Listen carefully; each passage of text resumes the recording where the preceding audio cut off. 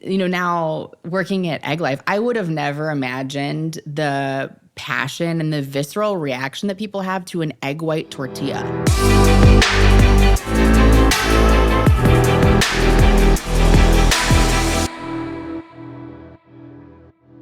Hi, ladies. Hello. And Hello. welcome to our episode of Owning Your Legacy. Thank you so much for both being here. And can you take a few minutes and introduce yourselves? Yeah, I'm Andrea Schwenk. I'm the Chief Marketing Officer at Egglife Foods. Nice. And I'm Denise Senter, and I have recently joined Edlong as Yay! Chief Commercial Officer. Very excited to be a part of this. Yes, my two marketing gurus here. I love marketing. So this is going to be a great conversation. Yeah. So Andrea, can you tell us a little bit about your story and what brought you to Egglife? Yeah, so I've always been passionate about food and beverage. It's something that's been a thread throughout really my whole life. Many of my fondest memories are around food. I love how food connects people. Love that. Yeah, It's so true. It's something that, we celebrate with, we comfort each other with, and it's just always been something that I've been personally passionate about. And when I was in college, I thought that it was just going to be a hobby. Like I didn't really understand the food industry and all of the different opportunities that you can create for yourself in the food industry. And I thought I wanted to be an architect. Ooh. And yeah, I went to Iowa State. Yeah. I went to Iowa State University. They have a great architecture program, and I lasted 6 months. I called my mom and was like, "This is architorture. I hate it." That's very funny. It's good She's word. like, "Change your major." Oh, yeah, okay, that's a good idea. And I ended up in the communications department, and I kind of made my way into marketing. And now looking back on my career and thinking about, what was it that drew me to architecture and then how did I end up in marketing? It really was this blend of art and science. Oof. And when I think about marketing, it's not dissimilar to architecture in that, if you're building a building, it can't just be beautiful. It needs to serve a purpose. Yes. And that's how I look at marketing. You can't just make, communications that are beautiful. They need to make people feel something, and they need to have some sort of purpose, and ultimately, serve you in selling a product or changing a consumer behavior. Right. And talk about some of the brands you've worked for before Egglife that are really interesting too. Yeah, I cut my teeth working on Burger King, which was a really fun brand. Yeah. Like as a marketer, it's such a dream brand to work on. And then I worked for Beam Suntory, and I worked on the SkinnyGirl cocktails brand. Did you meet her? Oh yes, I met Bethany many times. You probably can find a clip on me of YouTube somewhere, being on the show at some point. And then I ended up at Buffalo Wild Wings. And, throughout my career, I've always worked on food and beverage, but I worked on a lot of brands that were fried food and booze and things that maybe taste good and are fun, but didn't An escape make me even, really which is, rich. we need those too. Yeah. And so, I was fortunate after I had my son to take some time off and think about, what do I really want to do next? And, what is the legacy that I want to leave to myself and to the world and to my family? And I really was drawn to the better for you food space. I knew I wanted to stay in food, but how could I do something that I could feel good about feeding myself, feeding my family, and feeding the world? And Egglife was such a unique opportunity in that I could not only build a brand, but build a company at the same time and really be part of the foundational team that could take this thing and really propel it forward. And so that was a lot of what really drew me to Egglife in particular. I love that. That's great. So Denise, tell us a little bit about your story. Wow. Interesting. I mean, I will say when it comes to coming to the food industry, I started very early at the beginning of my career because I was working my way through school in the restaurant industry. But really the food industry has not been a big part of my career. I have spent most of my career in technology and really working primarily in the B2B technology space. So for me, the food thing became very real for me. I had gone through a couple of years just really working very, very intensely to make partner in a management consulting firm, and that was a lot. And when I moved back to the Bay Area, I was based here in Chicago, and I moved back to the Bay Area, a young woman who had lived with me for a year here in Chicago gave me as a gift, thanking me for staying with me, a plot in a community garden. No way. And I started, that was her gift to me, and that got me started gardening. Before that, I didn't cook. I didn't do anything. I mean, food, I think, as you said, food is really, really important in everyone's life, right? And is a way of connecting, does bring the ability to feel loved or neglected, to feel, Seen.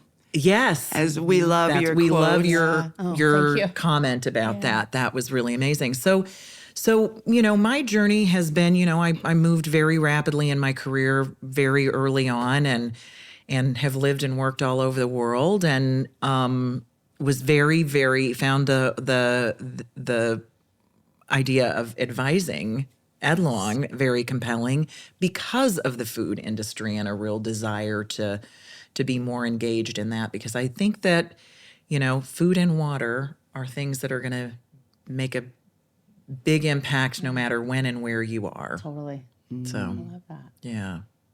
I love the art and science comment that you made. Yeah. And we say that at Edlong too about flavors. And it's so true that many kids, and parents hopefully listening, they don't think of the food industry as art and science. Oh, yeah. Right. And they don't know so many of the opportunities that are available. Flavorists are very few and far between. Yep. Really hard to find great flavorists, and they're almost like chefs and really creative. So I always we do a lot of stuff with kids in STEM, and Yeah. go be a flavorist. You can make 6 digits easily, Yeah. and it's fun. I think it's really fun to taste stuff and For sure. compare stuff, and It's such a game changer. I mean, having worked for several companies in flavor, it's hard work. It is. But it is such a differentiator in your product when you have really good flavor. Like right. the consumer they just taste, right? But what goes into that product is so important. Right. really The development is. process is so fun, though. And the collaboration in the development process is our favorite part of it. When you get people around the table and really brainstorming and creating. Yeah. And then you see it on the shelf and you're like, you've had a lot of products on the shelf, so Yeah. that's really cool. Yeah, seeing it come to life that's the best part. So talk about the different brands, like compare the other brands to Egglife. I mean, each brand that I've worked on has been so unique. The SkinnyGirl cocktails brand was really fun because it was such a pioneer in the better for you alcohol space, Yes. which seems a little bit odd. And it But seems so natural. Like, I love a margarita. I try to follow the best I can, like Atkins Keto, whatever Yeah. we want to call it. And so when that came out, I'm like, this is brilliant. Yeah. and that's what everybody said. They're like, this idea is so brilliant, and even Bethany would say it's so simple and stupid, but it was so brilliant and Yes. game changing in the industry because people were making skinny margaritas, but nobody had made something that was bottled and ready to consume and was just easy, just open and pour it over ice. But really thinking about that got me thinking about the better for you space and how do you make a simple swap? Yes, And how do you feel like you're not sacrificing to eat better and eat healthier? And then, working at Buffalo Wild Wings was fun. It was we were building an experience brand. Whenever I would tell people that I worked at Buffalo Wild Wings, inevitably it was followed with I love B-dubs, and then they would share some story about how they were at a Buffalo Wild Wings for a key sports moment, whether it's, I was at B-dubs when the Blackhawks won That's awesome. won the cup, or I was at B-dubs when the Cubs won the World Series, and they would just light up with excitement because they had this connection to the brand. I always think Buffalo Wild Wings, having been divorced, it's a great place for dads and sons to hang out. Yeah. So my ex-husband lived in Naperville. I live in St. Charles. So it was 40 minutes for him to get out to see the boys. And they were at Buffalo Wild Wings Monday and Tuesdays, pretty much. Yeah, all the time, all the time. It was a great place to hang out, and so that was fun. And now working at Egglife, I would have never imagined the passion and the visceral reaction that people have to an egg white tortilla. Yeah. But even earlier today, hearing Gail, she was talking about, I think it was Gail that said, it's a game changer. And we hear that from consumers all the time. And it's, again, simple. Yeah. As simple is the Yeah. brilliance, right? Yeah. I was telling you real quickly before we started chatting today that my son, who is a big guy, and he's always been a big guy, and was working with a coach and a nutritionist this summer, and made me find Egglife wraps. Like, you got to find these, Mom. And it was a game changer for him. Yes. And I'm like, these are awesome. Thank you. They're awesome. Yeah. And it really does help because when you do try to do Atkins, there's nothing, or keto, I guess is more the Yeah. politically correct way to say it these days. But Yeah. and it does seem like so simple Yeah. that we need substitutes for these types of things and to feel seen. We should talk about the feeling Yeah, seen. we should really talk about that. And I think that you've said a few things around marketing needing to connect and make you feeling seen. You're in a space that's really competitive. So how are you connecting and really making Egglife stand out and creating this sort of community, if you will, with your consumer? Yeah, I think for us, the biggest thing is authenticity and transparency. Like, Love that. I we love that. are so, and I'm fortunate because we're building something from scratch. Like, we don't have a lot of pre-existing awareness of the brand or things that we're trying to combat or, a brand that we're trying to, change perceptions of. We're creating perceptions. Right. Which is a challenge in and of itself, but we're starting from scratch. And so I think being very true to who we are, saying what we mean and meaning what we say, and being really, really focused on telling an authentic story, I think is first and foremost the thing that I try to hold really near and dear to me. And then transparency. I mean, the amount of information and the access to information that consumers have today, like you can It's find, crazy. you can find anything that Yeah. you need, and there's no hiding from consumers. Right. If you try, they will find out. And so for us, it's about being transparent about what we put in our product and being transparent that we're a startup. We make mistakes. Absolutely. And that's okay. Like, absolutely. for the most part, I like to think consumers have a good experience with our brand. But there are times when we screw up. And a consumer may not have a perfect experience with Right. Egglife. And it's what we do to make it right with them Yes. that matters. And so we always try to make it right. We admit, when we've done something wrong, and we never try to hide from that. We'll never try to, delete a conversation from social or like anything like that. Like, it is what it is. It's Yeah. part of our legacy and our Yeah. heritage, and it's how we react to that matters. Yeah. I think that's And that's how you build loyalty. You can have a consumer have a bad experience, but if you handle it well, you might have them forever. that's Totally. right. And they might tell 10 people about that because it was how you handled that, Yeah. that then gave them a connection point and a moment, to be able to share with others. I like your point on startup. So talk a little bit about the Yeah. struggles, trials, and tribulations of startup.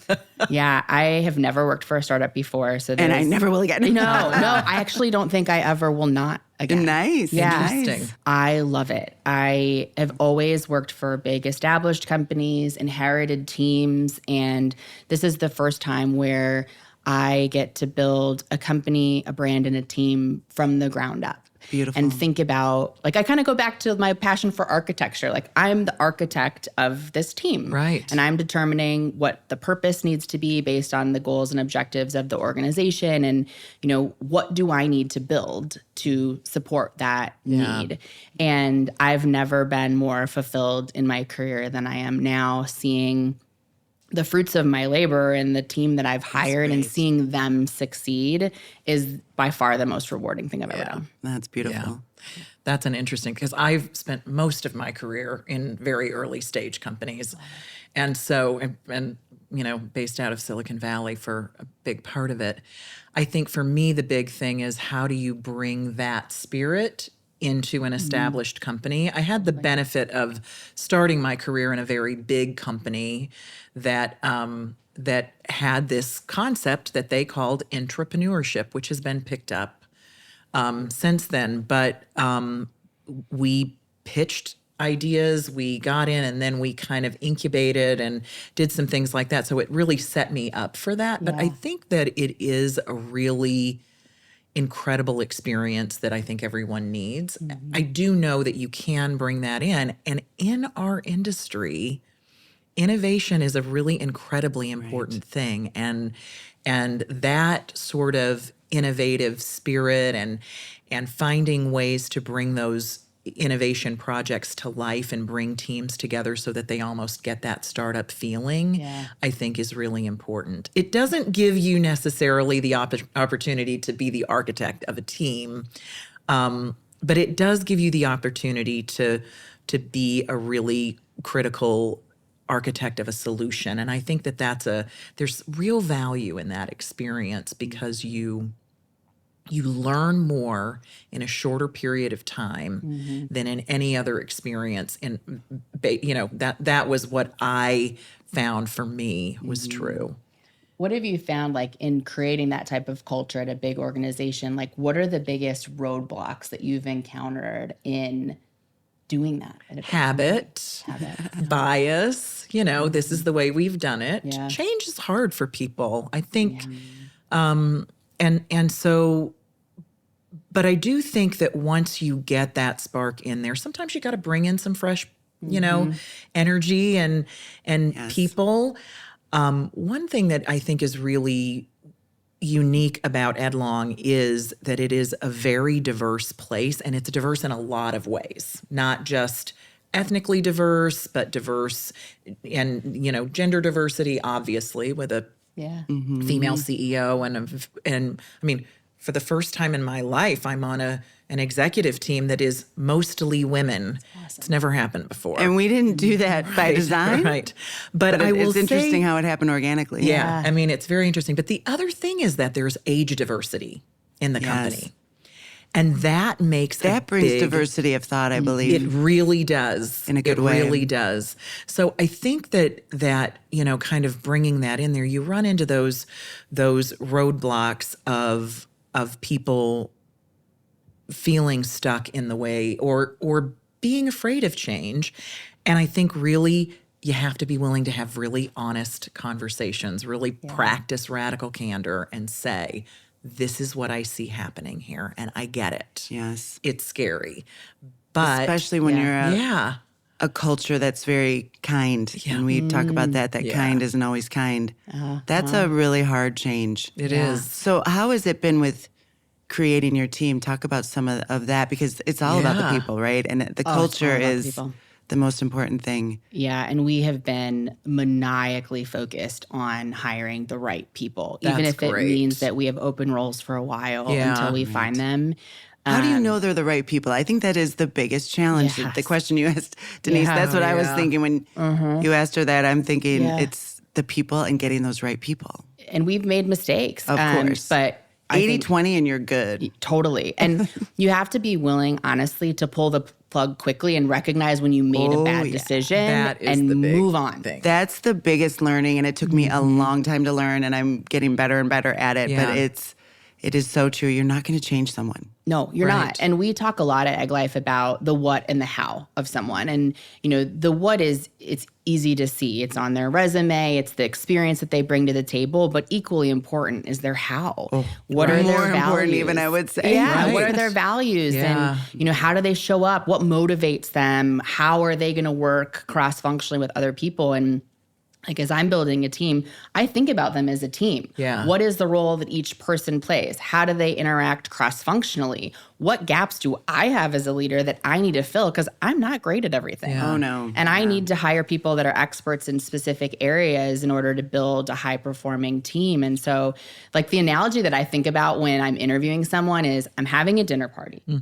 And you're going to be seated at the table along with the rest of the Egglife family at the table. Right. And are you going to make this dinner party better? Or are you going to be the person that nobody wants to sit next to? You don't have to be the life of the party, but you need to somehow contribute and make it better. Right. So do you use, I had kind of two questions. I was just going to say that too. Do you use any kind of an assessment or something, strengths finders, six geniuses, we working don't genius? Currently. And we're actually talking about, whether or not we should. And, as we grow as an organization, we've been fortunate in that we're small. Yeah. And we've just been like very much on the same page as a leadership team. But it is something we're considering as we grow and scale because it becomes harder and harder. Oh, yeah. When we were even, rewind 6 months to a year ago, all of us on our leadership team were pretty much interviewing every candidate that came into Egglife and at least as a final interview. And now we're big enough that there are all these people that I've never met, until after we've hired them. Yeah. I know. I have the same feeling when we have picnics and such, and I'm like, oh, I don't know these people. Right. I like knowing everybody and knowing their names and knowing their kids' names. And so it's worth it. I mean, to work at that, to keep that going. Totally. But so we have definitely some suggestions and ideas for what we've used as far as. I love that. Yeah. One of the last podcasts that just aired was with Sarah Carr Evans, and she's an industrial psychologist that we use. Love it. Interesting stuff. And she gets to what motivates people. Love that. Right. It's, really and then she does the stuff. team thing and lays us out as a team, and I totally hear you. I am not good at details. I am the visionary, and it's my integrator over there. And if I didn't have that, I'd be lost. Totally. It was a game changer to figure that out. That was really in my way for a long time. Yeah. Why can we not execute? Because I was in the way. Totally. But it takes the emotional maturity to recognize where your gaps are and say, I'm not great at this, and I need people around me that are great at those things. Right. And together we're better as a team. And we talk about that delegate to elevate. I probably mentioned this on almost every podcast, but it is so critical, especially as a working mom. Yes. That is huge. You got to, where does the value come from and what's not value add? Yeah. Totally. And somebody loves that other job 100%. that we hate. So 100%. We all only get 24 hours in a day. That's good to remember, too. It is. Somebody lady. loves that. Yes. She needs to delegate. It's true. Yeah. So true. It is. It is true. So let's talk about innovation. Yeah. And I think it is, you were mentioning in our industry, in the food industry, it's huge. But with supply chain issues, with a lot of what's going on in the economy, the big CPGs are not innovating. Mm-hmm. And I get it. They got to focus on the bread and butter and what's happening. But being in a startup, you have the benefit of being able to innovate, which has got to be pretty cool. Yeah, we do. And innovation is, it's core to who we are. Our product in and of itself is an innovation. We have IP around how we created our wraps. And, when our CEO came into the organization, there was too much innovation going on, and the company wasn't focused. Commercializing and getting and so we've been maniacally focused on building the brand around our wraps product first and foremost. And when I think about our innovation strategy, because we're a new brand we're creating a category. The category of egg white tortillas doesn't not exist, right? We are an N of one. And more often than not, you will find us in the eggs or shredded cheese section of the grocery store. So we're not even around analogous products that can help establish what the heck an Egglife wrap even is. Right. And so it takes a ton of education and communication to even get to the point of explaining what Egglife is in the first place. And so we said, hey, time out. We're going to build the brand on wraps as our singular product, but we'll innovate with flavor. We'll innovate with We love that. We love hearing that. You need some, I think you might need some we cheese can help and milk you. flavor. Yeah, we can. And so thinking No pressure, Andrea. Right. Yeah. But thinking about, how we continue to capture additional occasions and usage opportunities with our consumers Your through flavor website innovation. is beautiful. Oh, thank you. And I loved the recipe section. Yeah, that is your very innovation. Smart. Totally. Totally. Yeah. When I even before I joined the company did not appreciate the versatility of the product that Peggy had created. Seeing what our consumers do with our wraps that aren't even possible with a tortilla is fascinating. They cut them up and boil them and make noodles in chicken noodle soup. Oh, they wow. make fettuccine Alfredo. They cut them up and make chips, lasagnas. I saw peanut butter and a Nutella with the bananas. I'm like, oh, that looks really good. So good because the original. It's like a dessert there. You can have dessert. You don't have to feel guilty about it. And so, innovation within flavor and packaging and all of that within our wraps is kind of, I think about innovation in concentric circles. So wraps is kind of the core of that. And then it'll be, what could we do with our wraps in creative and innovative ways? And then we'll go into other products and categories and continue to disrupt legacy flour-based categories and products with eggs, using eggs as the replacement for flour. That's really cool. Yeah. Tell me about the the ownership. So the original, there was an original woman that came up with that. Yeah, she's still part of it. She is. She's on our board of directors. Yeah. Okay, So Peggy works for Roseacre Farms, who's our parent company. Okay. Yeah. Okay. So did she end up selling to that? Is that like how it went? She's an employee of Rose Acres and is still an employee of Rose Acres. She's worked in the egg industry for 30 plus years, and she continues to be a Rose Acres employee today. And so this is kind of an interesting thing. So did the concept start with her as an employee and then was spun out? It did, yeah. So And you guys are operating as an independent entity? we operate as an independent Wow. entity. Yep. Okay. Yeah, so Peggy, she was experiencing some health challenges herself. Yeah. And her doctor said, you really need to cut back on carbs and focus on protein. And if there was anything she knew a lot about, it was eggs. She's Wow. worked for an egg Yeah. farm for 30 years. And so she's like, well, eggs are low in carbs and high in protein. And if I'm going to make a sustained lifestyle change and eat in a different way, I'm going to need some sort of bread or tortilla replacement Yeah. to be able to enjoy the foods that I love. And so she's a bit of a savant in the kitchen. She got in the kitchen and started whipping up a whole bunch of products that all used eggs instead of flour. And the tortilla wraps that she created were just the first of many products that she had I developed. feel like I was reading about this, and didn't her kids or her kids' friends were like her Yes. test market? Yes, That's she funny. brought him to like the high school football game. And that's perfect. That's really smart. The football players were like, Mrs. Johns, like, this is amazing. We really like this. Can you make more of these egg wraps? And then she took them to the team at Rose Acre Farms, and they're like, Peggy, you could really change a lot of people's lives with this product. Oh, I love that.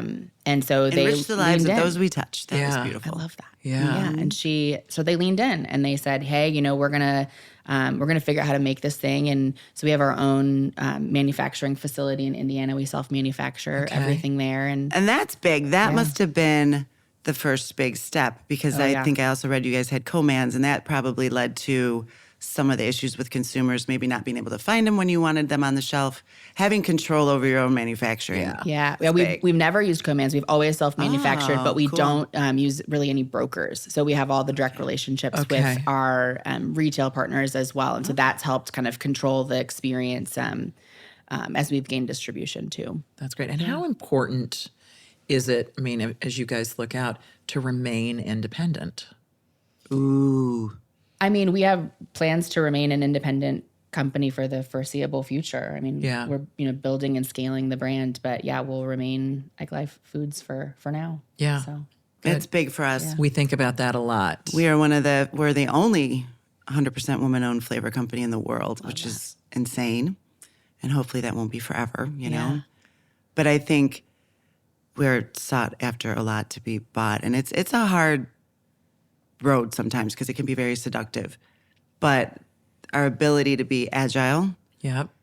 and be independent and not have to deal with bureaucracy is huge. Yeah. And to create the culture we want. Yeah. So That's particularly true when you're thinking about innovation and supporting your customers' innovation. right.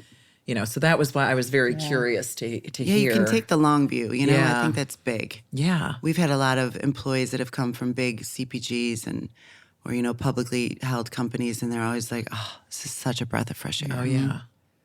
Not having to answer to anybody. yeah. So you both, mentioned the uniqueness of having so many females, in the boardroom. How do you think that shapes Edlong, and like what's different about the fact that you have a largely female? Who was it that said just recently, somebody was saying that we hired a man, which really is not that unique, but they're like, wait, you hire men? Yes, we hire men. That's We funny. love our men. That's very funny. Yeah. I think it makes us more vulnerable, more authentic. I do too. Yeah. We cry a lot. We do. We cry. Then we get over it. Yeah, I mean, I think there's a higher sort of collaborative quotiient. I think, nurture versus nature. It's Yeah. hard to know, but we're definitely socialized from, to be friends and to work together. And I think we see that in the company, and I think that it has been very beneficial to not just to the culture, but to the performance of the company. Yeah. Right. Yeah, I asked because when I joined Buffalo Wild Wings, it was one of the key drivers for me joining that company. It was a largely female-led organization, and I had never worked for a female-led Interesting. org before. And you wouldn't think that with Buffalo Yeah. Wild Wings. right? I was like, this is a sports bar I led really by love women? that. Interesting. Tell me more. Yeah. And I found the culture to be highly empathetic. Not that men can't be empathetic, Right. but And I also loved that it just helped shatter the glass ceiling for all of these employees. Because they're like, if she can be the CEO, like I can do anything. I can rise through the ranks of this restaurant organization. And we had tons of, female restaurant managers and just people that the sky was the limit. And that was I love really that reassuring. empathy comment because I do think it's empathy for our customers. And even for us, we go customer consumer. Yes. Yeah. And really Oh, making so we deal with a lot of product development is pretty much mostly our customer, and making them shine and solving some really difficult problems, some flavor problem they couldn't solve. And then seeing it on the shelf and succeeding on the shelf. You're like, oh, we were a part of that. We love that. I love that. I think that's amazing. I think the other thing is that Edlong being identified as a great place to work year after year has something to do with that, because I think, when moms work and lead, they know what it's like to be in a family and they know the pressure. And still, even today, women take on more of the work, but it makes it a better workplace for moms and dads because there's that awareness of the need for dads to be involved and that sort of thing. I think I know that I hear, and I'm onboarding right now, so I get to hear it all. I'm doing these meetings with Some people tell you stuff, though. I hear it all. It's really fun. It's really fun. But I think those are the things that I hear about when I ask those questions, like what makes it different. And I do think the empathy word, we didn't use that, but that is a big part of it. It makes it a better place for everyone. And I think that there are men who bring that. But I think that men have traditionally been socialized for things to be more competitive, to be more hard driving. We're a very competitive set of people. We are. But there is that basis of empathy and collaboration that I think that should be a podcast topic. It's the warrior syndrome. Yeah. I have empathy for men that they can't cry as freely as we can. Totally. It's not looked at as, normal. And man, it's a release. And it's also, I'm thinking sanctuary. So we just started something called Bonfire. It's brand new for us. Yeah. And I'm really intrigued with it. So it's a leadership or kind of a sanctuary, but for women leaders within Edlong, almost like a, business development, up. And the concept behind it, we kind of hesitated because we're like, we can't just do something for our women and not our men. Yeah. Right. But then what sold me on it, I feel that we as women need that sanctuary. Yeah. To learn how to find our voices, to learn how to, once you get the seat at the table, what to do with it. Totally. So we ended up signing up for it, and it's early days, but I'm thinking it's going to be a good thing. Yeah. I think we're already, seeing a member of my team is doing the program and already feeling like she's getting a lot out of it. So Good. But I like this idea of sanctuary, and I do think we have to think about how do we create that for men as well and give them permission, because it has not been politically Well, we correct. did get Lloyd to cry in Tahoe. We We did We were so finally proud get of ourselves. Lloyd to cry. Yeah. We got him to swear. Think he had a little tequila? He doesn't drink. It was fun. It was He fun. he really rolled with it too. So I do think that we have great men on our entire team that really are supportive. What do you see next? For Egglife? Yeah, and you, and Yeah. I mean, we are at just the precipice of expansive growth. We've doubled our business over the past year, and we'll look to do that again next year. Fantastic. Congratulations. Thanks. Yeah, that's And amazing. so just continuing to ride the rocket ship and just try to stay focused. Yeah. I think the more people we bring into the organization, the more we have to double down as a leadership team and really remain focused on our goals and what matters and not get, distracted by a bunch of other things. And yeah, for me, it's just continuing to build and grow my team and help support them however I can and eliminate the obstacles that are in their way to achieve the success that we know we can. And see them shine. And see them shine. That's Yeah. beautiful. I love that. How about what's next for us, Denise? Well, I am really excited about, where we are. I think we're really really moving into that sort of second phase growth. And I see our team really kind of coming together and building some skills. As you grow, you sort of go through these various curves.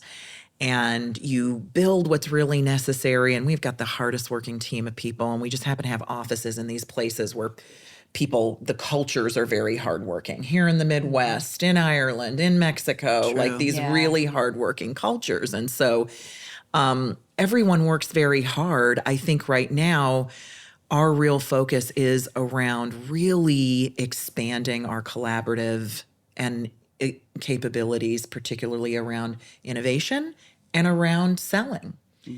And thought leadership in the industry. That is our real core. I love what you're doing with that. She's creating like a consortium around plant-based. Yep. Oh, very cool. And that innovative startup group is really collaborative. They put, starch companies around the table, flavor companies around the table. Yep. And I love your idea on that. So you should say more about it, because Well, I think that what we're trying to do right now is we have got very, very smart, experienced people in the company. And so really making sure that we're giving voice to that and bringing value to our customers, whether they are working with us right now or not, delivering that value. So that's the approach. And we brought a group of people internally, a cross-functional team internally together. And I said, we need to do a program in Q4 while we're building our plan for 2023. Let's talk about where the low-hanging fruit is, and we have done because there are so many flavor challenges in plant-based. We have a lot of experience there, and so that was a great opportunity for us. But the team together really came up with this concept, and we've brought together a whole group of partners from all over the industry who are focusing around plant-based. We've got a program happening next week, and it'll be available online, when this goes live. Right. But we're really trying to bring people together to have a dialogue, and setting our team up to really make their voices heard and bring their knowledge and thought leadership to the marketplace. And we're working with Simply Be to train our team around how to do that and amplify the brand and bring themselves there. And I think that, to me, that really is key. People connect with people, not companies. Totally. And stories. That's right. I love the stories. That's right. I mean, you guys have great stories. Yeah. So that's really kind of our core strategy when we're really looking at, I believe if we're adding value in that way, and our team is doing that people are gonna come to us because they're getting value whether they're working with us or not. Totally. We hear It's all all the about the time end where the best kept secret. You might feel that way about Egglife sometimes too, just being new in the market, but we're not new. We're 107 years old, so we shouldn't be the best kept secret anymore. We're really trying to get out of that. But it's hard. I mean, there's huge flavor companies in the world that we compete with, and we just had a story recently where one of our customers, the R&D person, was really fighting for us because procurement often will be like, why are we not using the big guys? Right. And that customer was like, because we're getting value and we're getting solutions that we're not getting from the big guys. Oh, yeah. So Yeah. that's how we have to do it. Yeah, similarly, we had a very big company that had a requirement for a secondary supplier.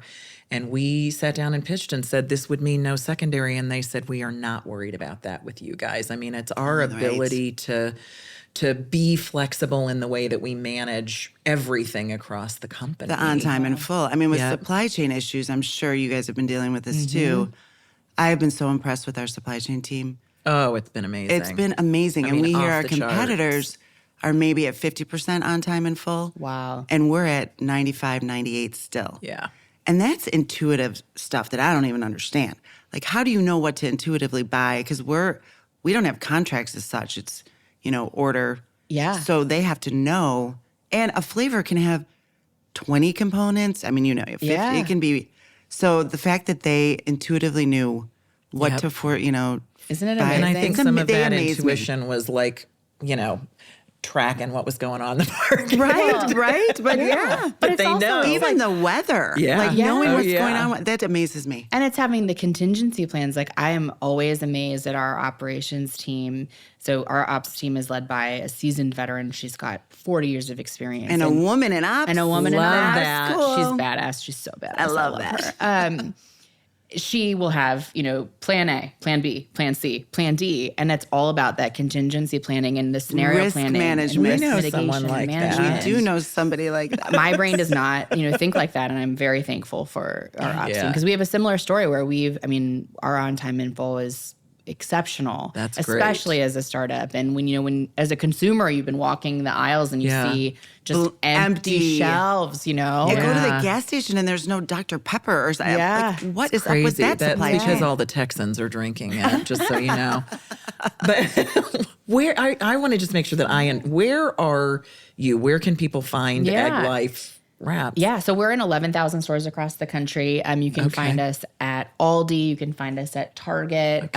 You can find us here in Chicago. You can find us at Mariano's, at Jewel, at Whole Foods. Okay. We're also online. We're on Amazon. I think the trick to Oh, finding you, like you mentioned earlier, is it's in the refrigerated Yes, section. we're in the refrigerated section. Right. Okay. Typically near the Okay. eggs or the shredded cheese. So Right, we're you not said that. by That's- the shelf-stable tortillas. Because of course we're they have to be fresh. refrigerated. But I think that's probably one of your tricks in your marketing toolkit is to get people to that section. Yeah, Yeah. because they'll the things like, we "What hear is that?" most often from consumers. Number one is brand love, like just profuse brand love, which Love is that. wonderful as a marketer. Yeah. The second thing that we hear is, I don't know where to Where find are you. Where you? are you? Yeah. And it's both what retailers are you in, but also where are you in store? Yeah. Because I think of you as a tortilla, and then you're not in the tortilla set. So how do we get folks to go to the eggs or shredded cheese section to find us? That's great. That's good to know. I mean, I did not know about Egglife until I found out that you were coming on the podcast, and I'm excited about it. I didn't know will until send this you- summer with my son. Yeah. I'll send So you all of our flavors. Yeah, we have spreading 5 the word. flavors. How many? We have 5 flavors currently. And what are they? Maybe for our So we listeners. have original, we have Southwest, we have Italian, everything bagel, and that's our new fun. sweet cinnamon. Nice. Nice. So I can see where those would have a lot of great applications. Yeah, you can Make eat a 'em- quesadilla one. Yeah. With some sour cream in it. Oof, so good. All This would about be that. really fun to innovate together. I just think it would be awesome. Yeah. I'm Yes. very excited about that. Yeah. It'd be very creative. Yeah. Looking forward. Okay, ladies, I think we're ready for the final question. All right. So we'll start with you, Andrea. Okay. What is the legacy you'd like to leave behind? I think when I think about, my legacy, a lot of people talk about, the golden rule of treat others how they want to be treated. And I've, heard the platinum rule of treat others how they want to be treated. And when I think about my leadership style, I think I take that and translate it into my leadership style, and that I like to lead others the way that they want to be led. Ooh, beautiful. And just meeting them where they are and customizing my approach to elevate them, remove the obstacles that they have, and give them what they need to be successful. That's really beautiful. And I know you said you have one little boy who's 4 right now. Yeah. Wait till you have 2, because you will learn that it's the same in parenting. You have to parent every child different. Yeah. And it's very much like leadership. So that's a Yeah. great example of really, and it's back to seeing you. Mm-hmm. If I see you, really see you, then I know what you need, Yep. which takes a lot of energy. Yeah. It does. Presence. Yeah. Beautiful. It does. It does. Good luck with that. Thank you. Yeah. I think you're going to be very, very successful with that. It's funny because I think very similarly, and we were asked about this in my previous role, and I have never been, there are people who want to make this big difference in the world, and I am definitely in the one person at a time. And my career has really been my vehicle for that. I have a family, and that's a whole other story. That's a whole other podcast. Yeah, that's a whole other podcast that, kind of late to the family kind of thing. But for me, it really is, I think, doing, what you said, making sure that with the people where I have the opportunity to influence, that I am really being there and being available to them, to coach, to open doors, and sometimes to push them through doors. Yes. And for me, I like to say that, the best thing that I could imagine would be, a line of people around the block saying, working for Denise was the turning point in my career. Wow. That is what I would like. Just a whole bunch of single individual people. Yes. I love that. That's a vision, though, It's like you can literally visualize that. And I think that's very true, Denise. I think that's... Well, thank you for saying that. That's very kind. Yes.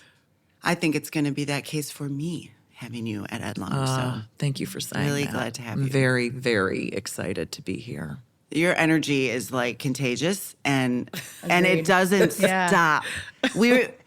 She makes me work till like 10 p.m. Oh, my God. Let's just write a post. We can do this. We can do it. Natalie I'm like, is laughing. okay, we can do it. Do we have champagne? We can Okay. get this done. That's the thing. We can get it She done. likes to just get it. I mean, I do too. It's really, it's good. Like, let's just get this off the list because tomorrow's a new day. Okay. Thank you so much for being here today. I really enjoyed the conversation with both of you. It was a true pleasure. Thanks so much for having us. It's been wonderful. Thank you. Yeah, this was fantastic.